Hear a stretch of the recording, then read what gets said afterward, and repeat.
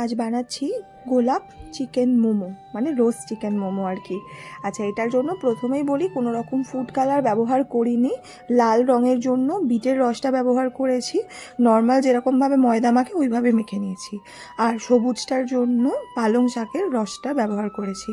এরপরে চিকেনের মধ্যে নুন, পেঁয়াজ, ধনেপাতা, আদা বাটা আর এর মধ্যে দিয়েছিলাম অনেকটা মতন সাদা তেল, একটু গরম করে তেলটাকে দিয়েছিলাম।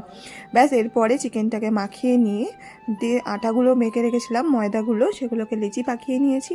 তারপরে একবার সবুজ আর একবার লাল, এইভাবে দুটো বেলে নেওয়ার পরে দুটোকে পর পর রেখে আমি যে পদ্ধতিটা দেখিয়েছি সেইভাবে চিকেনের পুরটা দিয়ে মুড়ে নেবেন আস্তে আস্তে করে।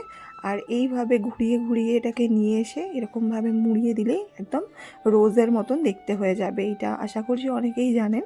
তো এইভাবে করে স্ট্রিম করে নিলেই রেডি আমাদের রোস্ট চিকেন মোমো।